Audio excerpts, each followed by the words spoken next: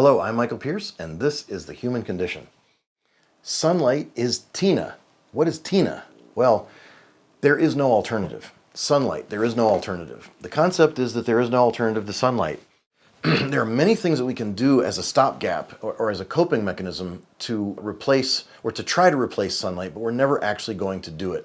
So what I want to do is I want to talk about why that is and explain to you what is so special about sunlight and why technology cannot ever replace sunlight. Well, at least it can't right now. I don't think it ever will either, and you'll know after we finish talking.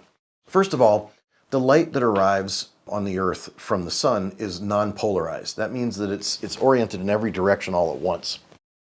Polarized light and polarized glasses kind of filter light that only vibrates in one particular plane and not another.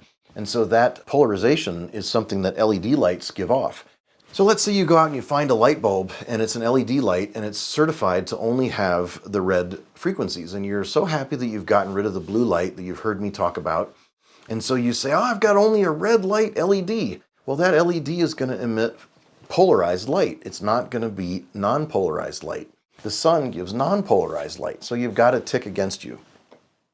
Another thing that's going to be very difficult about buying lights is that most lights that look like they're not blue, they look like they're red, have a lot of blue because our eyes fake us out a lot. We don't really know how to tell a really, really blue light versus a red light. We don't know.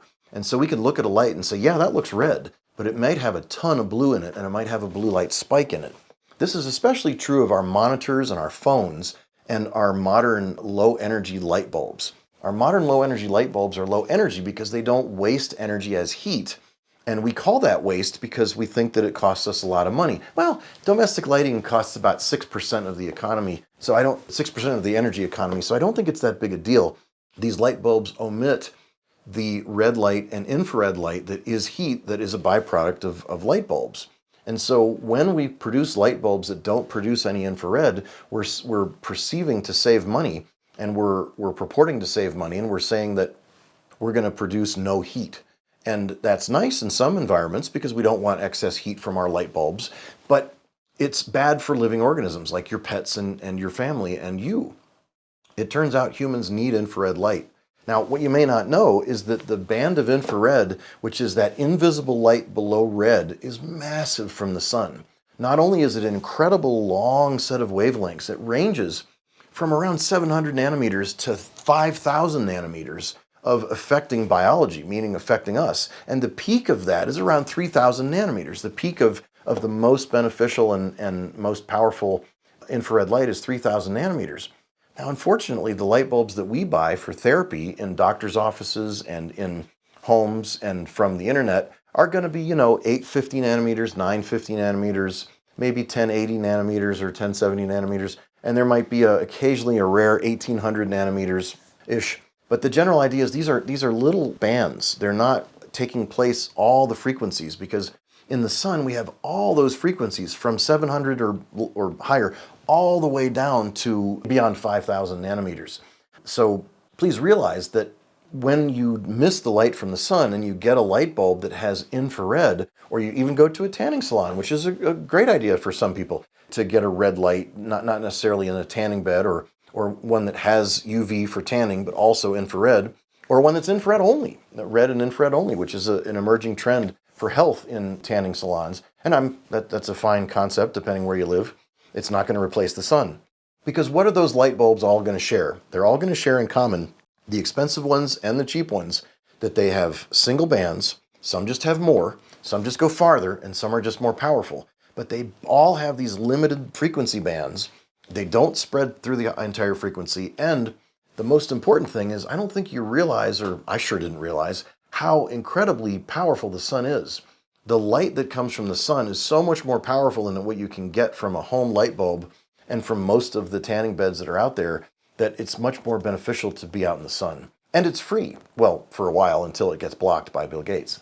So be aware that there are actually people attempting to block sunlight from space or from the sky and monetize it and control it. And that's because, one of the things that you need to know is that when you get exposed to UV light from the sun, you're going to make more melanin, you're going to get more tan.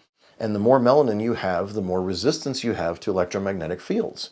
So the darker you are naturally, the more resistance to magnetic fields you have.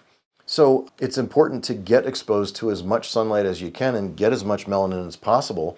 We're all working on this, and I'm working on it too. But the idea is to try to get as dark as you can over time and try to get as much melanin as you can naturally produce. Now, one thing that's really neat about us is that humans tend to have melanin sheets inside their bodies so that when they get exposed to light, they don't always tan on the surface. Many times that UV light activates melanin on the surface and it gets carried deep into their bodies to these melanin sheets that are around their organs, their brain, their heart, and other organs. And in fat, we can also do something called brownify our fat, which means we can make our fat healthier by making it a more brown fat chemically, and that comes from light exposure. So it's really important to know that sunlight is the most effective at doing that and helping us go from having sick fat to very healthy fat or brownified fat. So we talked about blue light and red light. We talked about infrared. Let's talk about UV now. There's UVA and UVB and UVC.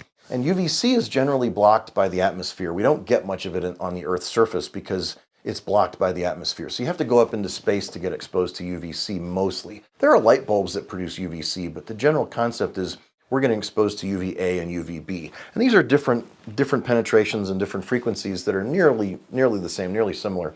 And they penetrate our skin and they can contribute to skin cancers. But again, that's not the main issue. Mostly what they do is help us produce vitamin D, support our vitamin A, help our eyes be healthy, help our fat cells be healthy, help our melanin be healthy, help our mitochondria produce exclusion zone water, which is that slippery water inside our blood vessels so that we can pump blood much easier and we can have less resistance in our blood vessels by making exclusion zone water. We get to make exclusion zone water from mitochondria that absorb infrared light and manufacture this exclusion zone or slippery water. We call it easy water.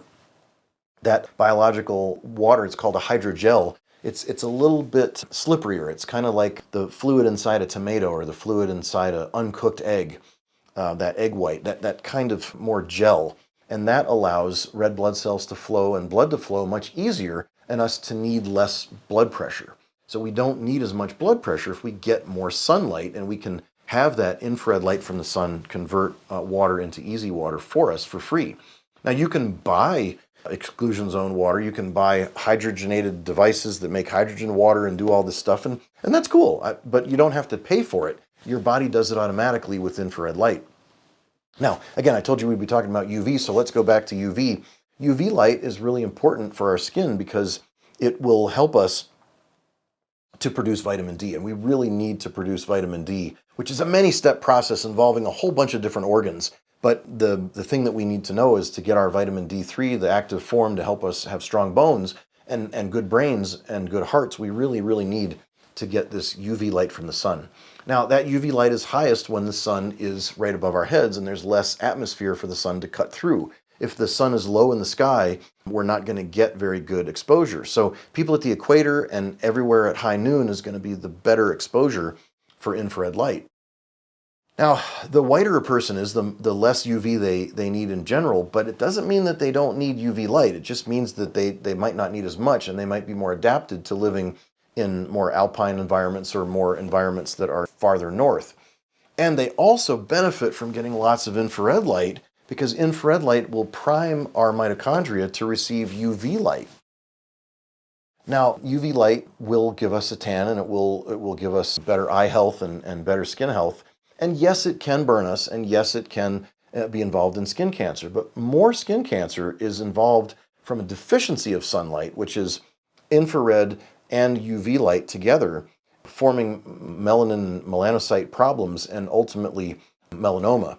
And so there's a theory of melanoma that says that melanoma is actually melanocytes coming to the surface starved for ultraviolet and infrared light, but mostly ultraviolet, and that they actually need the sun's light to heal. And so what we really need to do is set up proper studies that take people with melanomas and treat them with the sun properly and show that we can actually heal them. But that's kind of something that the system is too afraid to look at, because what if it's true? And I've actually seen it be true, and I'm telling you, but I don't have the statistical proof to insist that it's true. I just have enough to say we need to do the studies. Another thing that we can do is we can take a whole bunch of healthy people that don't have melanoma, and compare them and find out who over time develops melanoma spontaneously, and compare the groups and find out that some of them are more exposed to sunlight and some of them are less exposed to sunlight. So it's really important to understand that UV is a very medicinal thing, and it's not, I can't say it's not dangerous, but I have to say that we don't want to slather on sunscreen, which is usually made of oxybenzone and causes skin cancer anyway. It's important to just know that. I do want to mention too that one of the confounding things about light is that ultraviolet light especially, there's receptors for ultraviolet light all through our body. And we have all this communication going on inside our bodies. And you might be confused, and rightfully so, thinking that, man, Dr. Pierce just said that UV light doesn't make it past our skin. So how's there a light show of UV going on inside our bodies? Well, ultraviolet light is part of UPEs, or ultra-weak photon emissions. And these ultra-weak photon emissions are biophotons that are super weak. You can't see them with your eye if you were somehow to look inside the body. And they're light that shines from our mitochondria and from our gut flora, our gut bacteria, and from various cells in our body that shine onto proteins, onto melanocytes, onto melanin, onto mitochondria, from mitochondria to mitochondria. They regulate proteins, they regulate the electron transport system. They even come from oxidative stress. So not all oxidative molecules are bad. There's a balance called redox in our body, which is the balance between oxidation and reduction. It's really important for us to realize that oxidation is not the enemy. It's just too much lately for a lot of people. People have a lot of oxidative stress. And I will be the first to admit that, yeah, oxidative stress is a big deal. But we don't want zero reactive oxygen species. We don't want zero oxidation happening in the body. We need some warbird metabolism, which is the anaerobic metabolism, the metabolism that everyone's fighting when they look at keto and carnivore diets and when they use hyperbaric chambers. So again, I'm not against all those things. I'm just saying there is some component of a need for oxidation balance, and that light inside our bodies doesn't come from the sun. That UV light comes from within, generated by cells. And bear in mind, if those cells are going to get energy, they get that energy from infrared light that penetrates into them, helps them produce ATP, helps them produce energy, helps them make power, and then they emit ultraviolet rays and purple light and even slow X-rays inside your body at very low power to communicate with different cells. And that's really the core of how metabolism works. Not protein, fat, and carbohydrates, although those can be important, and we don't ignore them. But certainly light emission trumps protein, fat, and carbohydrates. And so does grounding, and so does magnetism, and so does, all the usual things that you hear me talk about. So I hope this has been helpful. And I hope you have more of an insight as to what's happening in the invisible UV, the invisible infrared, and the blue and red in between. I also want to add that not all blue light is bad. Blue and green light from the sun, and even in devices, can stimulate the healing of collagen and tissue. And chiropractors use blue light and green light lasers to try to heal tissue by shining it on knees and shining it on different organs and wounds. And it can be very helpful. But what I'm railing against is the idea of us living in a constant blue light barrage with a spike of blue light that is aimed at our eyes and that we're immersed in all the time. So I would like to say that sunlight, really there is no alternative, and we need to develop a lifestyle that gets us out in the sun no matter where on the earth we live, no matter what our diet is. We need to get out in the sun and get infrared, UV, and full spectrum light, and not rely on it from bulbs entirely. Although, I do my best to try to teach you how to use different bulbs, and those are for other lectures.